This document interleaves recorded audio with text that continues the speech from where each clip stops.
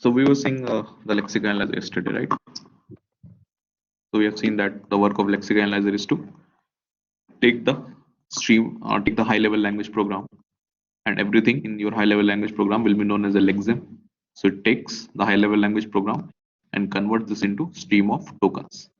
कैसे कन्वर्ट करता है? By doing pattern matching with the help of the transition diagrams or the DFAs जो कि बैकग्राउंड में बने रहते हैं.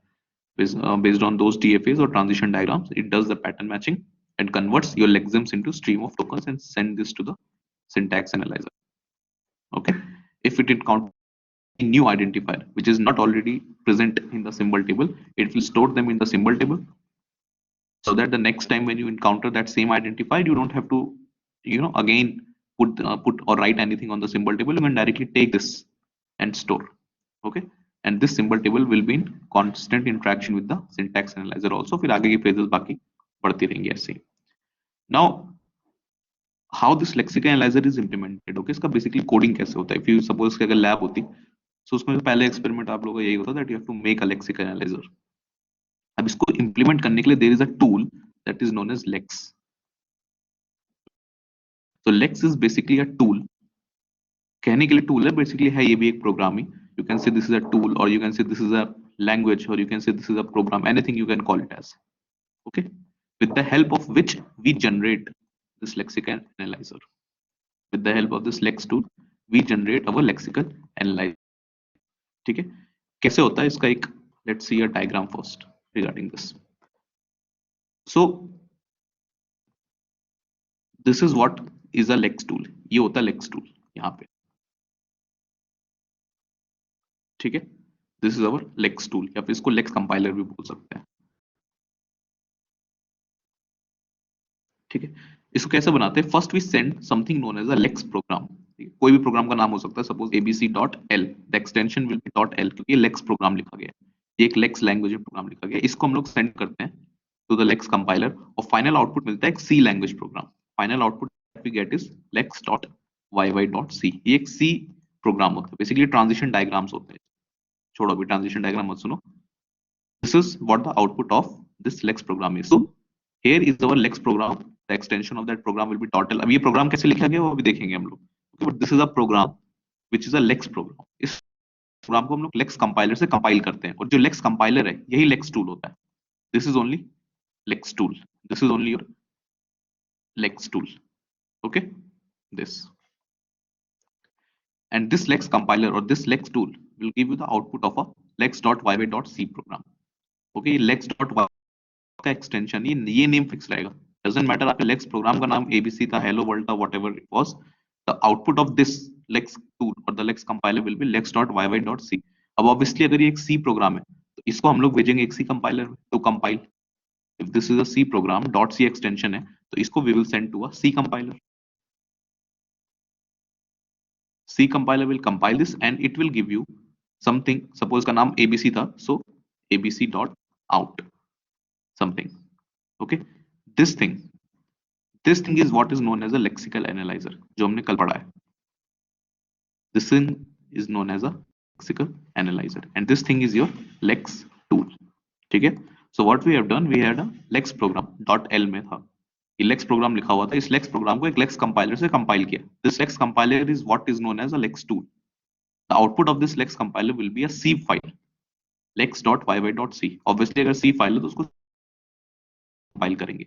अब जो आउटपुट आएगा abc.out or anything, this is what is known as a lexical analyzer. So obviously now this abc.out जो हमारी फाइल है, this is our lexical analyzer और इसमें हम लोग अपना high level language code send करेंगे. जो भी हमारा हाई लेवल लैंग्वेज प्रोग्राम है, C++, जावा जिस लिखा हुआ है, we will send this high level language program to this lexical analyzer और ये आपको जनरेट करके देगा stream of tokens.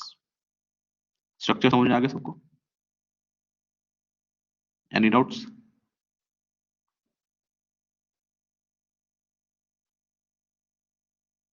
Any doubts?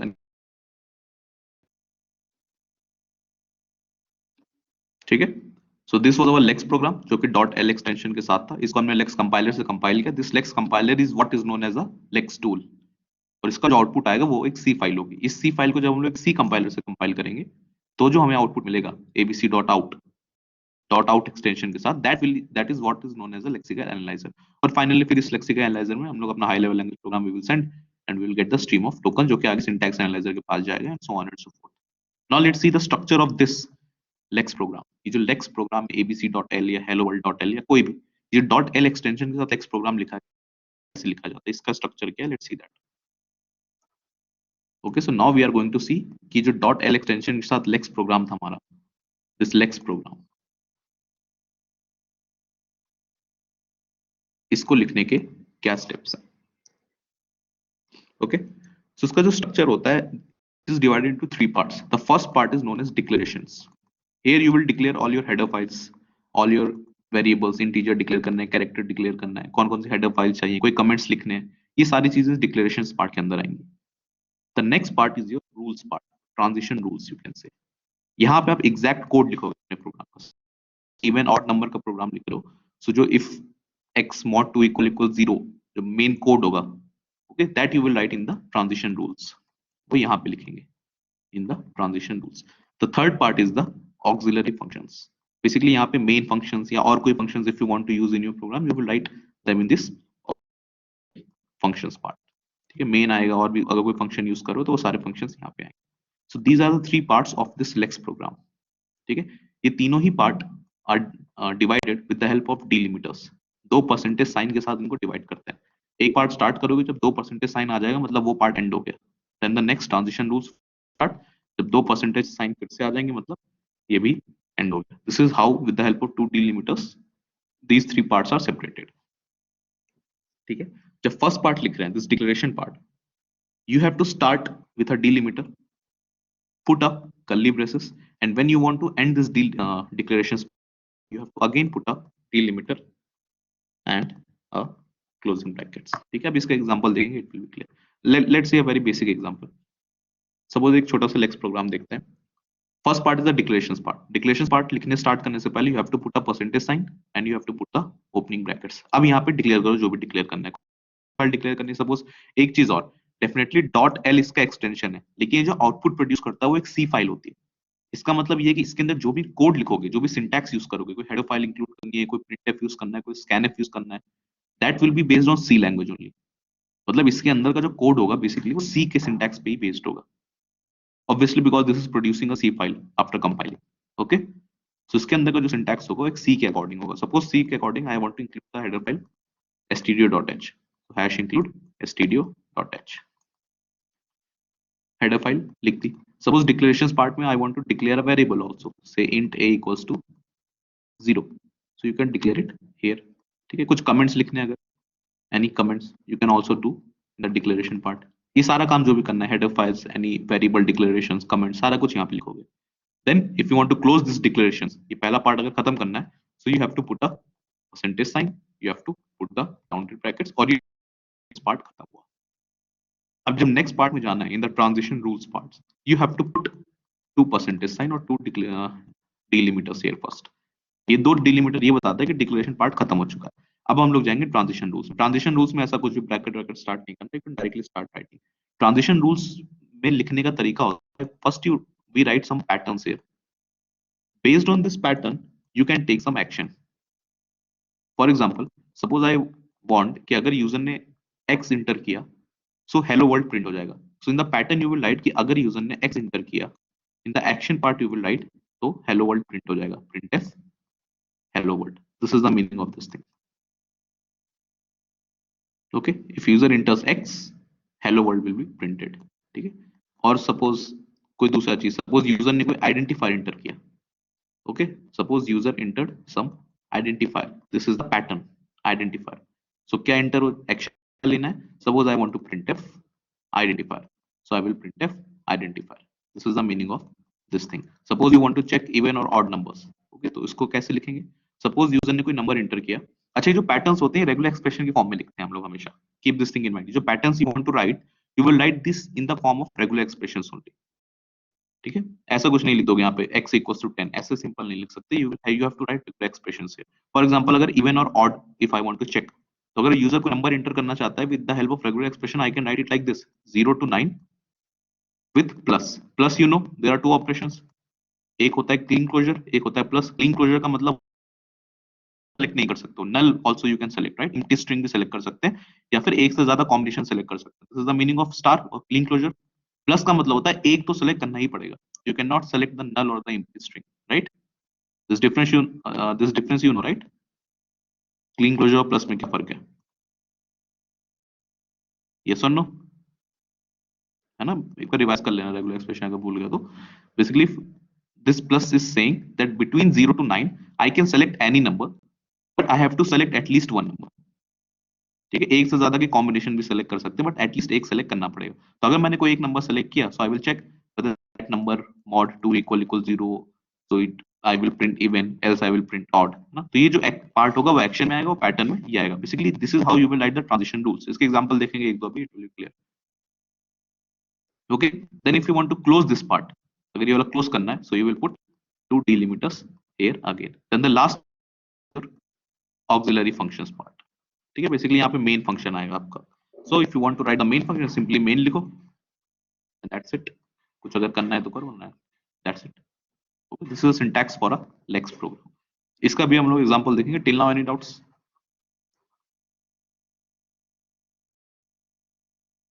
Any doubts anyone?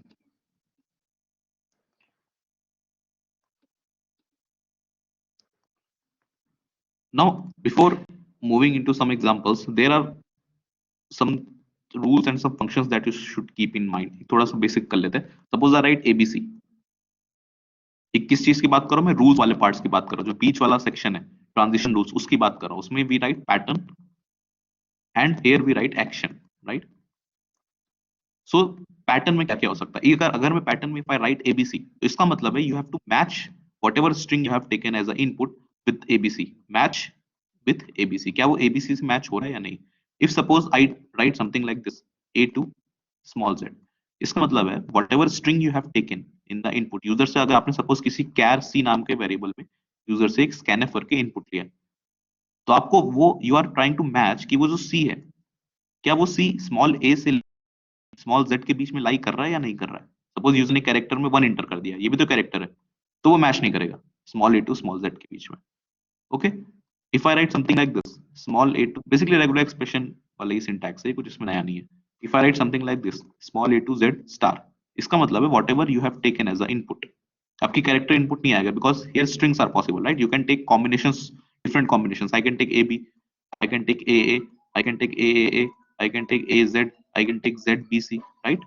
Various combinations are possible because clean closure लगा हुआ है। Clean closure का मतलब होता है A to Z के बीच में you can take any number of symbols in their repeated combinations। नल भी ले सकते हो, इसमें से कुछ भी सेलेक्ट नहीं कर सकते। अगर क्लीन क्लोजर जीरो कर दूंगा मतलब empty string, राइट, एप्सिलॉन भी ले सकते हैं। If I write something like this A to Z plus, इसका मतलब है I can take any number of combinations between A to Z, but एक तो लेना ही पड़ेगा, you can not take empty string. Okay, if I write something like this, A to capital Z, small a to small z with plus sign, it means I can take any combination between capital A to capital Z and small a to small z। ऐसा भी ले सकता हूं मैं, capital A small B capital B, ऐसा कुछ भी ले सकता हूं। Any number of combination is possible, but you have to take something, this string is not possible.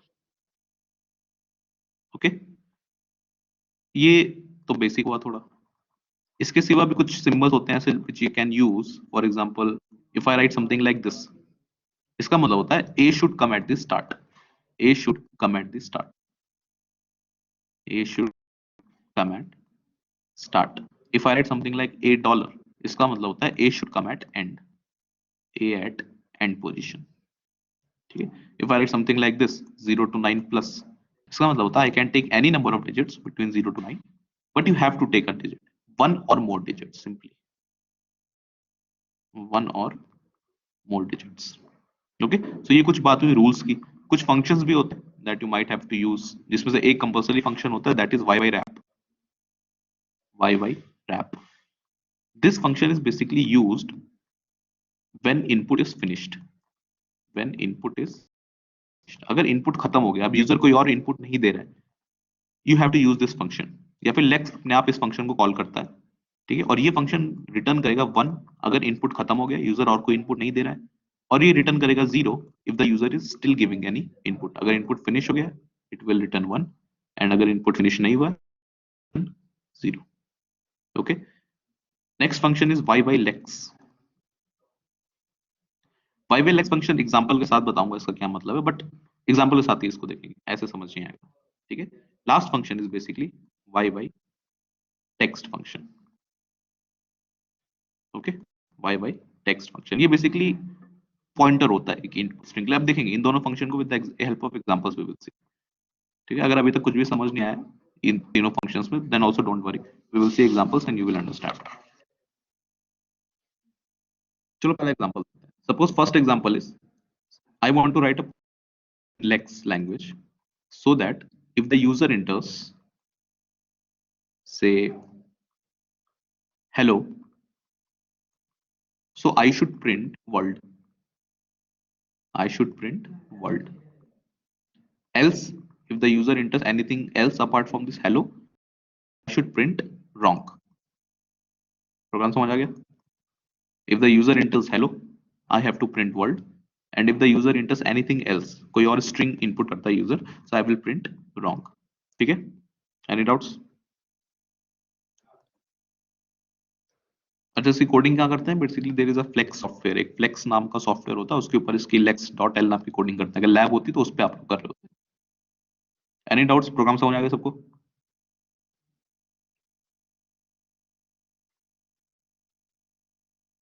Now let's सी इसको लिखेंगे कैसे। सबसे पहले you have to write the declarations part. Declarations part कैसे लिखना है? You have to with the delimiter sign or percentile sign, you have to put a opening brackets and then you have to write all the header files or all the variables that you want to declare।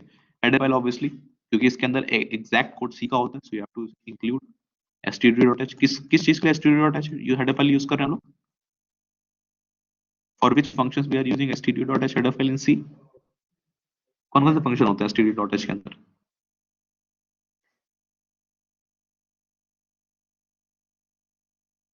सी में कौन से functions होते हैं? printf and scanf। Yes, good. printf, scanf और बाकी जो भी file handling के फंक्शंस होते हैं, fopen, fclose, getc, puts, है ना, जो भी फाइल सारे std.h के अंदर ही है।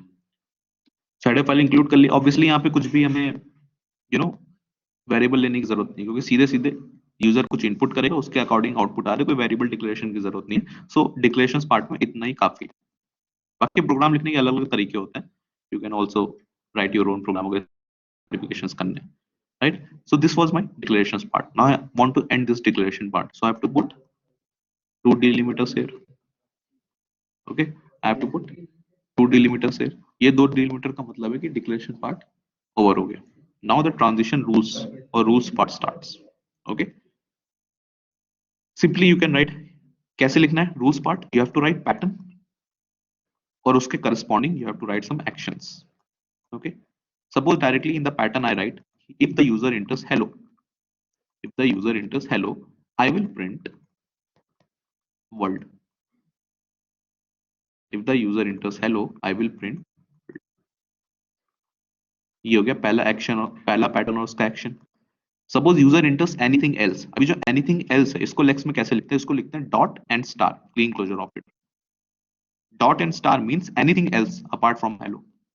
ये हर जगह काम करता है। एनीथिंग एल्स, यूजर एक नंबर एंटर कर रहा है, वो नंबर 2 के सिवा कुछ और, वो 2 होगा तो you have to do this thing, उसके सिवा कुछ होगा तो you have to do that thing.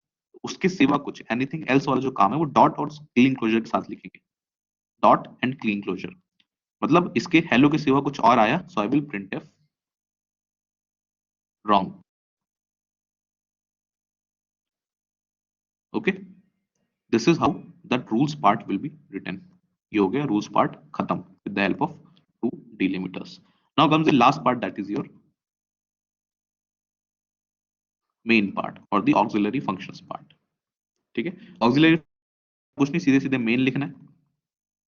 ठीक है, main में you have to ask the user for the input। अब जब यूजर से इनपुट पूछ रहे हो कि when you are asking the user to enter some input, input आपका y lex नाम के फंक्शन से आएगा। ठीक है, तो यहाँ पे आप you can send a message that printf enter some input, enter some input और उसके बाद सीधे y by lex नाम के फंक्शन को कॉल कर दो, y by lex। ठीक है, ये इनपुट लेता रहेगा लेता रहेगा लेता रहेगा। जब इनपुट खत्म हो जाएगा तब कौन सा फंक्शन काम कॉल करना है आपको compulsory, you have to call y by wrap. Okay, this y by lex function taking the input, ये वाई बाई लेक्स नाम का जो फंक्शन है वो इनपुट जनरेट करता रहेगा। और जो वाई बाई रैप नाम का फंक्शन है, this you have to call से like this int y by wrap, ये अलग से फंक्शन है खुद का। इस फंक्शन को आपको कॉल करना और ये फंक्शन रिटर्न करेगा 1। कब रिटर्न करेगा 1? जब इनपुट खत्म हो गया। अब इसमें इतना कंफ्यूज नहीं है बिकॉज ये वाई बाई रैप नाम का फंक्शन और ये वाई बाई लेक्स, ये हर लेक्स प्रोग्राम में होंगे, कोई भी प्रोग्राम आ जाए किसी टाइप का, इतनी चीजें लिखनी ही है। Because you see in this program कुछ नहीं करना था, सीधे सीधे हेलो अगर यूजर ने एंटर किया you have to print world, जैसे मेन फंक्शन का कुछ खास काम था नहीं यहाँ पे। बट कोई भी मेन फंक्शन बनाओगे in the lex pro, you have to use these two function, जिसमें से जो फर्स्ट फंक्शन है y by lex, this will basically takes the user input और उसको ट्रांजिशन डायग्राम्स में कन्वर्ट कर देता है। उतना टेक्निकल नहीं जाना है कि कैसे कन्वर्ट कर देता है, उतनी जरूरत नहीं है। Just know this thing that ये वाई बाई लेक्स नाम का फंक्शन है, ये यूजर इनपुट लेता रहता है। यूजर जिस टाइप का भी इनपुट देता है उसको कन्वर्ट करता रहता है। क्यों करता रहता है? क्योंकि लेक्स प्रोग्राम में यूजर जो भी इनपुट दे रहा है वो एज अ स्ट्रिंग ही जा रहा है। अभी दूसरा प्रोग्राम हम लोग देखेंगे तो ये चीज और थोड़ी क्लियर हो जाएगी। और ये वाई बाई रैप नाम का फंक्शन क्यों कॉल करना है? क्योंकि एक ऐसा पॉइंट आएगा जब यूजर इनपुट देना बंद कर देगा। At that point you have to return 1 कि यूजर ने इनपुट देना बंद कर दिया। Okay, that is why this two functions are compulsory in every lex program. ठीक है, एक दूसरा प्रोग्राम देखते हैं। Suppose I want to write a program to check even और ऑड नंबर्स, इवन या ऑड नंबर्स मुझे चेक करने हैं। ठीक है, फिर से same, we'll write the declaration part percentage opening bracket, I will write the header file hash include stdio.h, header file आ गई। अब एक नंबर यूजर से इनपुट लेना पड़ेगा तो उसके लिए I will create a variable int से x। ठीक है, x में यूजर अपना नंबर डालेगा whatever the number is. इतनी जरूरत है डिक्लेरेशन में, just close the declaration and close the first part by using two delimiters. Now comes the rules part. Rules में जो x है, which is I have told you lex program में whatever you will enter that will be in the form of a string. If I write, अब जो rules part है, यहां से यहां तक जो रूल्स पार्ट है, मेन कोड इसके अंदर लिखना है। Main code you know you have to write something in the form of patterns and actions. जो पैटर्न होगा वो रेगुलर एक्सप्रेशन के फॉर्म में होगा। So obviously this x can take any value between 0 to 9, but ये कोई लेनी चाहिए value, so I have to write it like this, क्योंकि रेगुलर एक्सप्रेशन के फॉर्म में लिख सकते हो। So this is the way to write, yes और no. If I want to ask user to enter some number, he has to enter between 0 to 9, any number of combinations he can take. लेकिन एक लेना ही पड़ेगा, he cannot enter null value. इसमें किसी को doubt?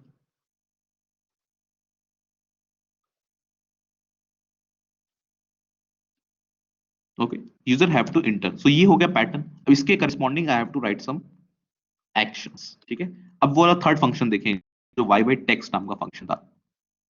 Keep one thing in mind, anything you write in a lex program that will be in the form of a string. तो अगर यूजर ने सपोज 912 इंटर किया है तो भी एक स्ट्रिंग ही होगा, राइट? वो इंटीजर तो है नहीं। तो I can not directly right here like this F x if x mod 2 equal equal 0, ऐसा मैं कुछ लिख नहीं सकता हूँ। उसके दो, सबसे पहला रीजन ये है कि अगर यूजर ने 912 इंटर किया तो पहली चीज तो वो एक्स में अभी स्टोर नहीं है, और दूसरी चीज वो एज अ स्ट्रिंग है। तो इसको अगर एक्स में स्टोर करना in the form of a integer, I have to convert और I have to use a function A to I. A to I function पता है सबको सी में किस लिए यूज होता है? This is use to convert a string a to I function, right? ये तो सी का फंक्शन है, सिंपल। नहीं पता? चलो ठीक है, आप पता चल गया। This is a function which is used to convert a string to a integer.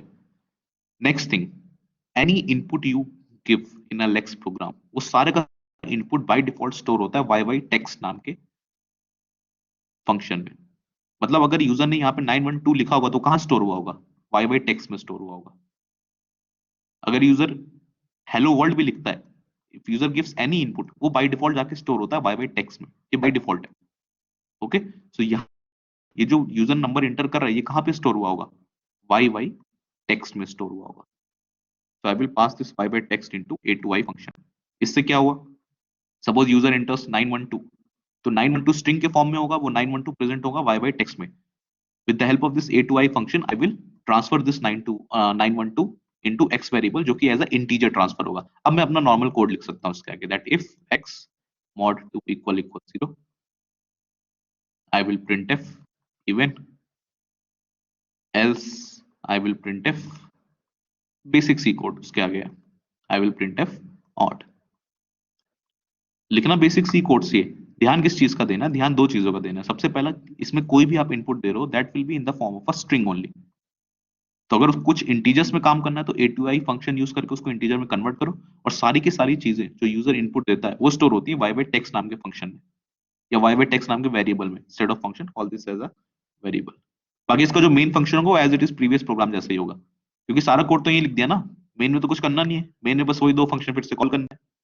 पहला y रैप फंक्शन कॉल करना है जो कि बताएगा इनपुट कब खत्म हो गया, और दूसरा you have to call y lex function जो कि यूजर से इनपुट लेता रहेगा। ये दो फंक्शन एज इट इज रहेंगे जैसे पहले प्रोग्राम लिखा, इसमें कोई चेंजेस नहीं आएंगे। समझ आ गया सबको? Any doubts?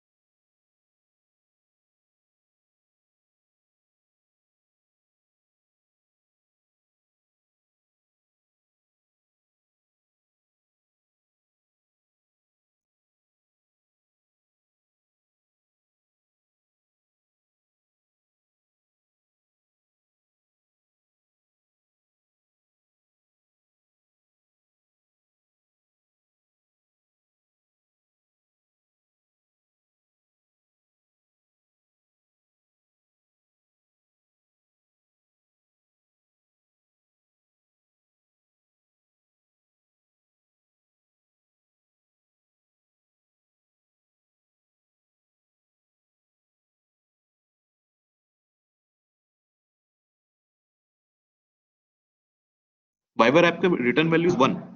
वाइवर ऐप का रिटर्न वैल्यू इज 1 अगर इनपुट खत्म हो गया तो, और अगर इनपुट खत्म नहीं हुआ तो रिटर्न वैल्यू इज 0। तभी तो लिखा था वाइवर ऐप के अंदर नीचे return 1। In yywrap function we have return ना रिटर्न 1। मतलब ये फंक्शन ट्रू होगा, मतलब जब तक इनपुट खत्म हो गया, अगर यूजर अब कोई इनपुट नहीं दे रहा है, यू हैव रिटर्न 1, वो ना रिटर्न 0 करेगा। ठीक है, so that's it, this was it regarding lexical analyzer। this is all the work of lexical analyzer, कैसे काम करता है, how it scans character by character, फिर पैटर्न मैचिंग करता है डीएफए से। ठीक है, फिर आइडेंटिफाई करता है कि ये कीवर्ड है, ये लिटरली आइडेंटिफायर है। ठीक है, कोई नया आइडेंटिफायर मिला तो उसको जाके सिंबल टेबल में स्टोर करता है। And that's it, this is all the work of lexical analyser. Programming में इसको कैसे करते हैं, we code this with the help of lex tool जो कि हमने अभी देखा। Any doubts anyone?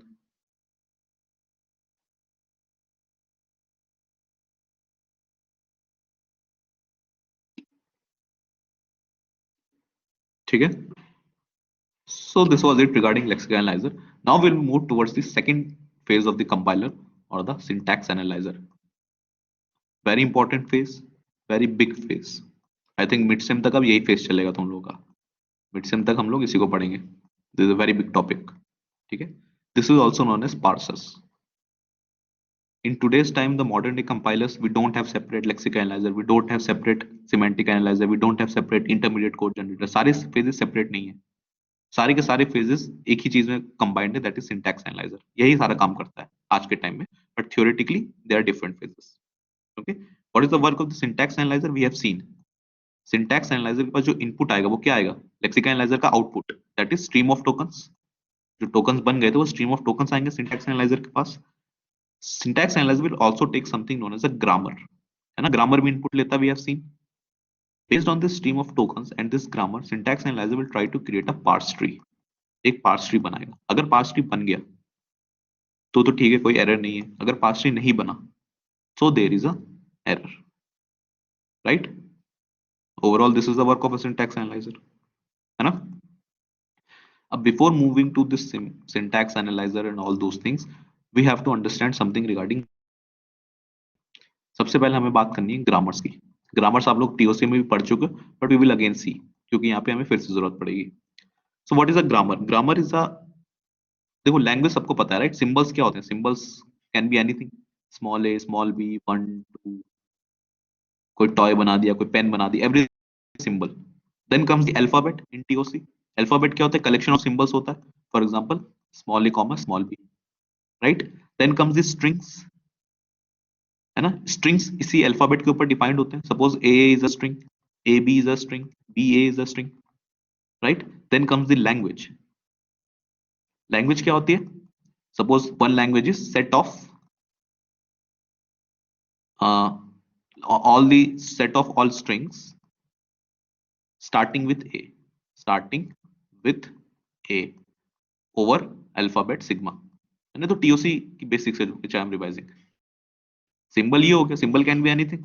Then comes alphabet. Alphabet is a collection of symbols, ठीक है। जैसे यहाँ पे ए और बी के कलेक्शन से अल्फाबेट बना है a b. Then comes this string. Strings can be collection of these symbols like this, a b b a something। फिर आता है language. Language is a set of all strings. For example suppose string starting, ठीक है। तो इस language में strings क्या क्या आएंगी?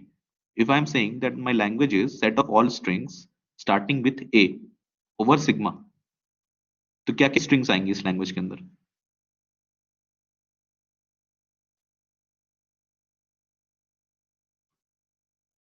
ये अल्फाबेट है सिग्मा, ये लैंग्वेज है। स्ट्रिंग्स क्या क्या आएंगी इस लैंग्वेज के अंदर?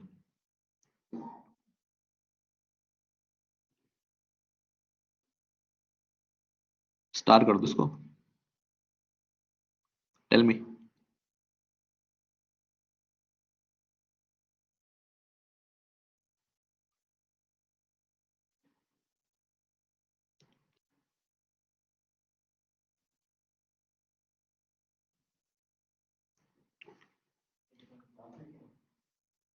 Set of all strings starting with a, everything containing, I am only saying starting with a, तो क्या ए नहीं होगा answer? You are saying containing a b.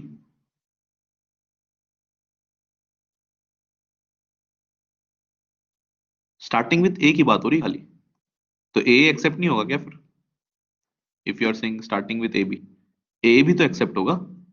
A भी तो एक्सेप्ट होगा, राइट। अब इसका रेगुलर एक्सप्रेशन लिखना हो तो it will be something like this, starting with a मतलब पहले ए आना चाहिए, फिर ए और बी में कुछ भी आए, this will be the regular expression, right. So overall conclusion is that we have seen what a language is. इसी लैंग्वेज की तुम लोग बनाते थे डीएफएस एनएफएस, राइट। लैंग्वेज थोड़ी कॉम्प्लिकेटेड हो जाती थी तो डीएफए एनएफए की जगह पीडीएस बनाते थे जो कॉन्टेक्स्ट फ्री ग्रामर से बनता था। अभी जो लैंग्वेज है, this language, this is just like your English language, ठीक है। अगर सपोज इंग्लिश लैंग्वेज की मैं बात कर रहा हूँ या हिंदी लैंग्वेज की मैं बात कर रहा हूँ, जनरेट कहाँ से हो रही है? उस लैंग्वेज को जनरेट कोई ग्रामर ही कर रहा है, right. There is a source of this language जिससे वो जनरेट हो रही है। फॉर एग्जाम्पल इंग्लिश की ग्रामर से इंग्लिश लैंग्वेज जनरेट हो रही है, हिंदी की ग्रामर से हिंदी लैंग्वेज जनरेट हो रही है, right. Whether you are speaking correct English or not, whether you are speaking correct Hindi or not, कैसे पता करते हो? उसके ग्रामेटिकल मिस्टेक्स ही ढूंढते हो, राइट। नाउन यहाँ आना चाहिए, वर्ब वहां आना चाहिए, उसी हिसाब से पता करते हो, right. So this grammar is what generates a language. और इस ग्रामर का सिंटैक्स क्या होता है? ग्रामर का syntax basically there are four things in a grammar: variables, terminals, okay, productions and start symbol. This is a quadruple. इसमें चार tuples होते हैं आपके। सबसे पहले होते हैं वेरिएबल्स और वर्टिसेस, ओके। वर्टिसेस होते हैं सारे लेफ्ट साइड में जो आ रहे हैं। For example let's take a grammar like this: E tends to E plus E, E tends to E multiplication E, E tends to I T. Suppose this is my grammar. इसमें जो vertices होंगे इसको non terminals भी बोल सकते हो, you can call it as non terminals also. These vertices are what appears on the left hand side। Left hand side में जो भी आएगा उन्हें बोलते हैं वर्टिसेस या फिर नॉन टर्मिनल्स, ओके। तो यहाँ पे नॉन टर्मिनल क्या है? ई है खाली, लेफ्ट हैंड साइड में ई तो है खाली। सो वर्टिसेस और non terminals are E only, yes और no? Yes. Now let's talk about terminals. Terminals क्या क्या होते हैं? Terminals are everything that appears on the right hand side apart from the non-terminals। Terminals are everything that appears on the right hand side apart from the non-terminals। अब बताओ terminals क्या क्या है यहाँ पे? Terminals are everything that appear on the right hand side apart from non-terminals। क्या क्या है terminals?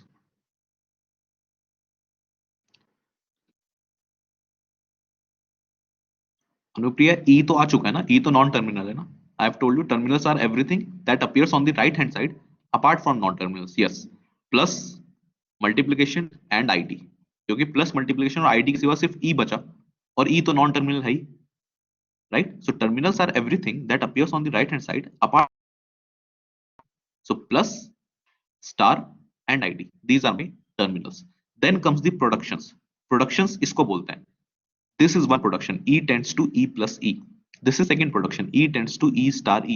This is third production, E tends to ID. So कितने productions हैं यहाँ पे? 3. 3 है ना?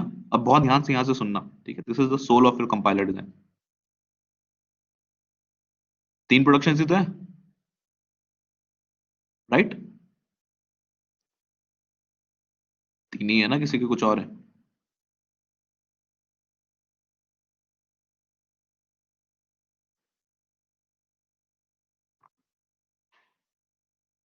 Any doubts? And last is your start symbol. Start symbol होता है जो ग्रामर कहाँ से स्टार्ट हो रही है, जो फर्स्ट प्रोडक्शन होता है, this one. This is your start symbol. You have to start from here only. So the start symbol is capital E. समझ गए सब लोग? Now you tell me. Say I write something like this. S tends to A, S, S, A, A. First tell me how many vertices or non-terminals are there. क्या है vertices या non-terminals?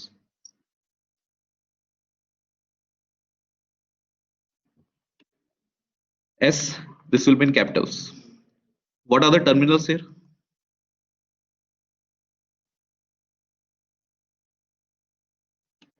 Small a. ठीक है, good. How many productions are there?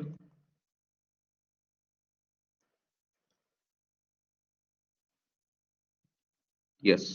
किसी का एक production तो नहीं आ रहा? S tends to AS is one production.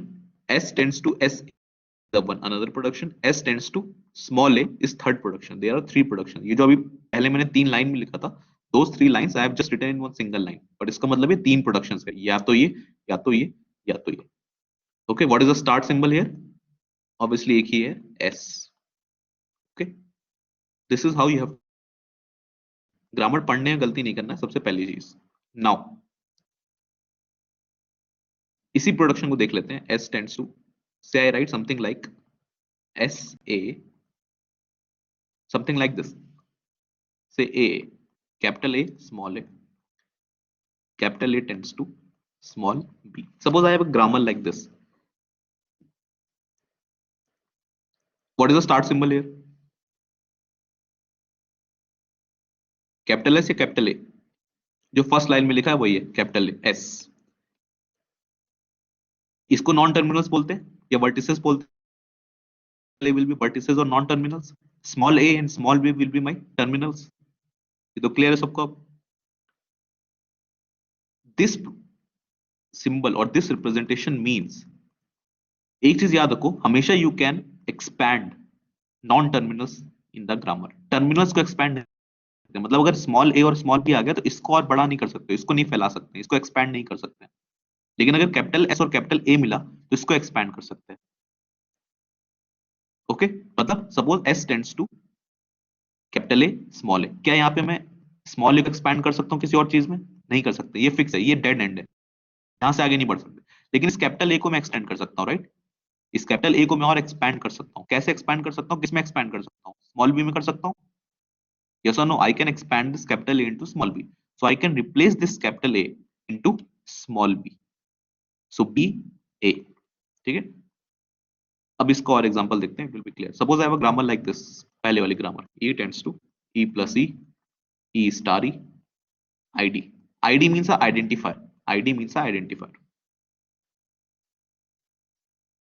Suppose I want to derive ID plus ID plus ID.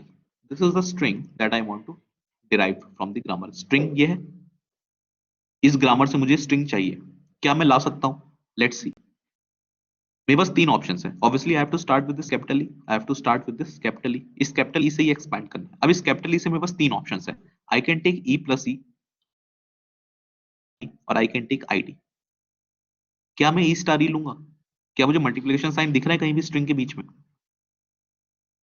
बहुत ध्यान से देखो एक्सपेंशन कैसे करते हैं। Can I see any multiplication sign in my string? नहीं दिख रहा है ना, तो ये तो नहीं लेंगे, क्लियर हो गया वहीं पे, इसकी तो जरूरत है ही नहीं, राइट। अब बचे दो ऑप्शन, ई प्लस ई और आईडी। सपोज मैं आईडी ले लूं, यहां से मैं आईडी ले लूं, क्या मैं इसे आगे बढ़ सकता हूँ? Can I move forward? क्या इस आईडी को एक्सपेंड किया जा सकता है? ID is a terminal, we have seen that we can not expand the terminals, तो ये तो डेड एंड आ जाएगा, इसके आगे बढ़ ही नहीं पाएंगे।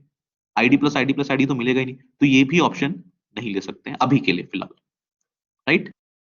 सो what is the only option that is remaining? We have the option of E tends to E plus E, right. इस ई को मैं एक्सपैंड कर सकता हूं, yes, because this is a non terminal. इस कैपिटल ई को मैं expand कर सकता हूं, yes, because this is a non terminal. क्या इस प्लस को एक्सपैंड कर सकता हूं? नहीं, because this is a terminal, right. अब मेरे पास दो ऑप्शन है, I can expand this E also, I can expand this E also. Suppose I want to expand this first E, मैं पहले वाले ई को एक्सपैंड करना चाहता हूँ, तो मैं किस में एक्सपैंड करूँ? फिर से मेरे पास तीन ऑप्शन है, I want to expand this first E, इस ई को मुझे फिर से फैलाना है, तो मेरे पास फिर से तीन ऑप्शन है, या तो ये ले लो, ये ले लो, या तो ये ले लो। क्या ई स्टार ई की अब जरूरत पड़ेगी? अभी भी जरूरत नहीं पड़ेगी, राइट, क्योंकि ई स्टार ई यूज कर लूंगा तो स्टार आ जाएगा बीच में, उस स्टार का क्या कर पाओगे, वो तो गायब नहीं होगा ना। Just get this point. If I use this E star E in place of this E, I will get a star in between. Multiplication आ जाएगा। क्या मेरी स्ट्रिंग में मल्टीप्लिकेशन है कहीं? नहीं है, तो मल्टीप्लिकेशन की जरूरत नहीं है। तो I can use say E plus E instead of this E, और ये प्लस E तो पहले से ही था, yes or no? ये प्लस E तो पहले से ही था, राइट। मैंने क्या किया, इस कैपिटल E को E प्लस E में एक्सपेंड कर दिया फिर से, राइट। अब ये कैपिटल एक्सपैंड हो सकता है, ये कैपिटल एक्सपैंड हो सकता है, ये कैपिटल एक्सपैंड हो सकता है। These plus can not be expanded because they are terminals. Let's take this left वाला कैपिटल ई फर्स्ट, ये लेफ्ट वाले कैपिटल ई को लेते हैं। क्या मैं ई प्लस ई में एक्सपैंड करूं इसको? मुझे दो प्लस चाहिए थे बीच में, मुझे दो प्लस चाहिए थे, दो प्लस मुझे मिल चुके हैं। I don't want to increase any further, तो ये भी यूज नहीं करूंगा। ई स्टार ई तो ऑब्वियसली यूज नहीं करना है, the only option remaining is ID, तो इसको मैं एक्सपेंड कर दूंगा आईडी में। सो आईडी प्लस ई, अब ये आईडी एक्सपैंड नहीं हो सकता है, ये प्लस एक्सपैंड नहीं हो सकता है, बचा ये वाला ई। इस ई को ऑब्वियसली मैं एक्सपैंड कर दूंगा आईडी में, so I will get ID plus E. अब ये आईडी एक्सपैंड नहीं हो सकता, ये प्लस एक्सपैंड नहीं हो सकता, ये आईडी एक्सपैंड नहीं हो सकता, ये प्लस एक्सपैंड नहीं हो सकता, खाली ये ई एक्सपैंड हो सकता है। This E will be expanded to ID, so finally I will get ID plus ID plus ID. समझ आया सबको? This is known as left most derivation, LMD, left most derivation. अब इसमें एक चीज ध्यान देना है, सबसे पहले मैंने सबसे लेफ्ट वाले नॉन टर्मिनल को एक्सपेंड किया, ई को, मुझे मिला ई प्लस ई। फिर मैंने सबसे लेफ्ट वाले नॉन टर्मिनल को एक्सपेंड किया, मुझे मिला आईडी प्लस ई। फिर मैंने सबसे लेफ्ट वाले नॉन टर्मिनल को एक्सपेंड किया, सबसे लेफ्ट वाला अब यही है ना, ये वाला ई है सबसे लेफ्ट, क्योंकि इसके बगल में तो टर्मिनल है सारे। तो only left most non terminal at this point is this capital E, so मैंने इसको एक्सपेंड किया। फिर जो आखिरी में सबसे लेफ्ट मोस्ट कैपिटल ई बचा, that is this one, this is known as left most derivation, मतलब जो सबसे लेफ्ट में आ रहा है। क्योंकि यहाँ पे देखो इस कैपिटल को भी एक्सपैंड कर सकते थे, राइट, इसको भी एक्सपैंड करके आंसर आ सकता था, है कि नहीं? The same answer we could have arrived expanding this E also. वो करेंगे बाद में, उसे राइट मोस्ट डेरिवेशन बोलेंगे। बट ऐसे नहीं करना है कि कभी लेफ्ट किया कभी राइट किया, कभी लेफ्ट किया कभी राइट किया, ऐसे नहीं करना है। You have to follow one particular path. अगर लेफ्ट मोस्ट डेरिवेशन कर रहे हो तो सबसे लेफ्ट वाले नॉन टर्मिनल को पकड़ो और एक्सपैंड करते जाओ, ठीक है। अब एक क्वेश्चन करो, try to derive the string से id plus id into id using left most derivation. Left most derivation करना है और id plus id into id चाहिए। Do it and type in the chat box quickly.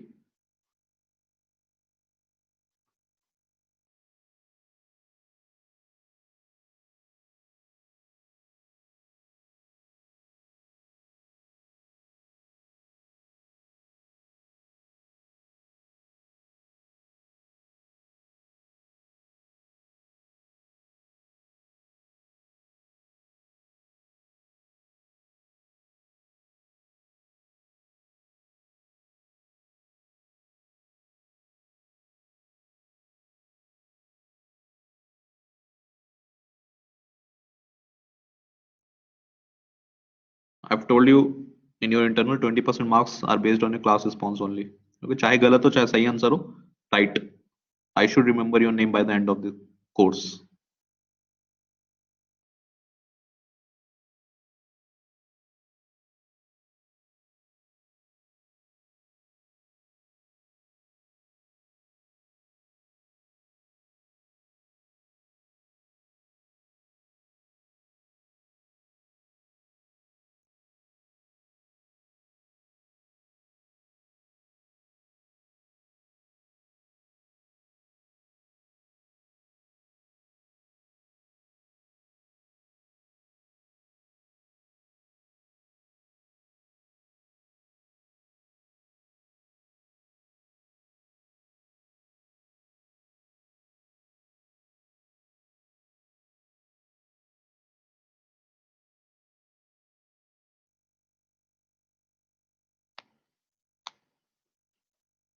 Everyone हुआ सबका?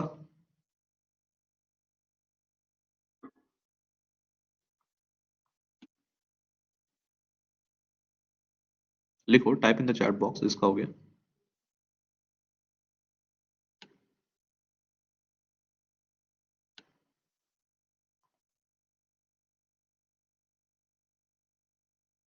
शेखर, तुमने second step में you have expanded the right E, right? तुमने right वाला ई expand, you have done rightmost derivation instead of leftmost, सही है तुम्हारा, but you have done rightmost derivation instead of leftmost derivation. तुमने राइट से एक्सपेंड करना start किया, लेफ्ट से करना है ना लेकिन अभी।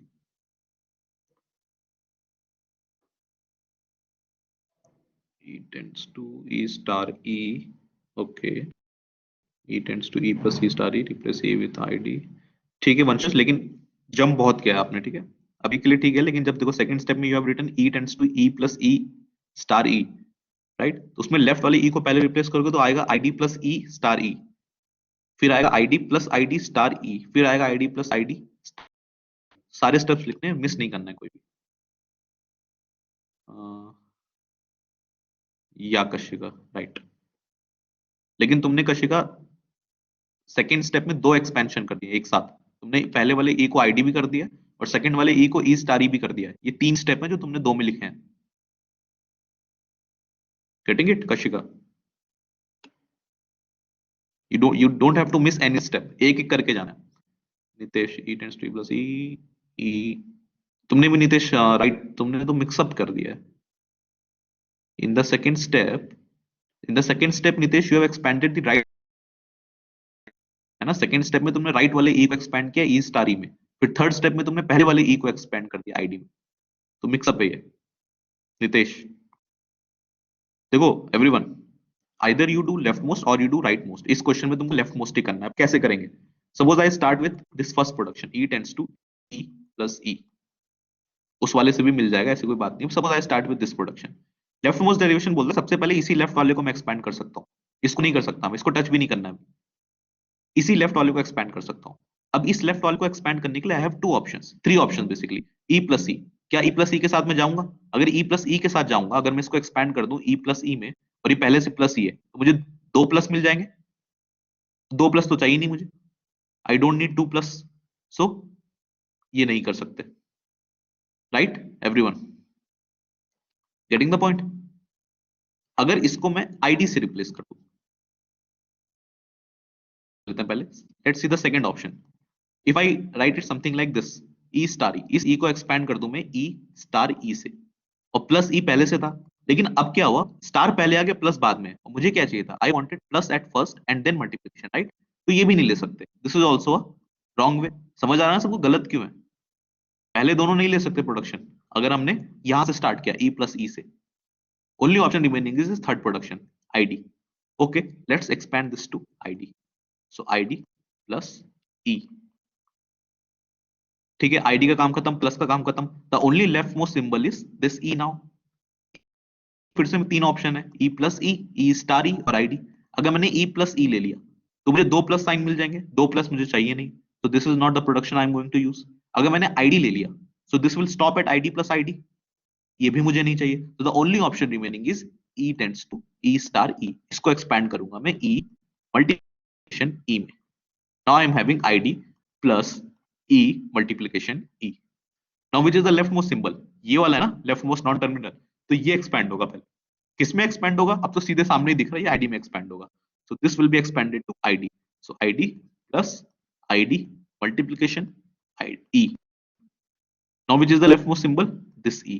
So now this will be expanded to ID. So ID plus ID multiplication ID. इसको करने का यही एक तरीका नहीं था, इसकी जगह मैं ये भी ले सकता था. सबसे पहला जो सिंबल लेना था मुझे, I could have taken E tends to E star E also, right? E multiplication E also, ये भी ले सकता था. फिर लेफ्ट मोस्ट सिंबल ये होता, ये वाला कैपिटल E. इस कैपिटल E को मैं एक्सपैंड किस में करता? E प्लस E में एक्सपैंड करता इनटू E. फिर लेफ्ट मोस्ट सिंबल ये होता, इसको एक्सपैंड करता ID में, ID plus E multiplication E. फिर लेफ्ट मोस्ट सिंबल ये E होता, इसको एक्सपैंड करता ID प्लस इंटू E. फिर लेफ्ट मोस्ट सिंबल ये होता, इसको एक्सपैंड करता, finally you will get your answer ID plus ID multiplication ID. Got this everyone?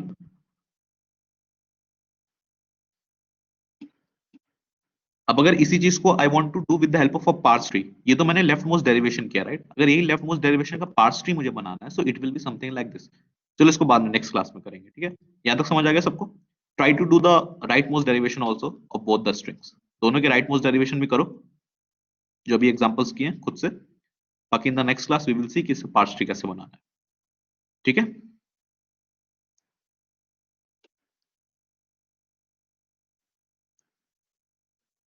या एक क्वेश्चन और कर लेना, जो हम लोगों ने ग्रामर लिया ना, S tends to A S B S, नहीं नहीं, ये वाले ग्रामर, छोटी वाले ग्रामर ली थी I think, right? S tends to A S slash S A slash A.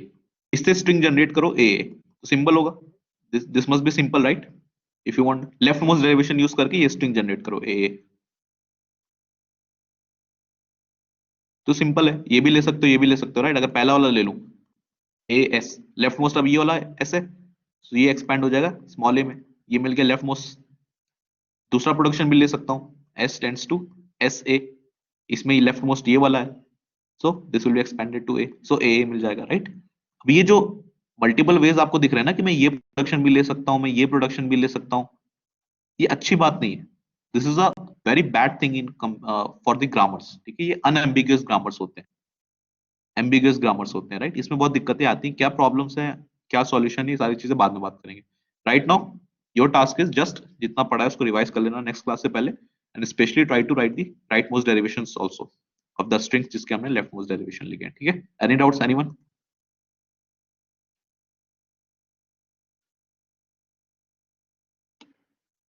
चलो ठीक है, विल मीट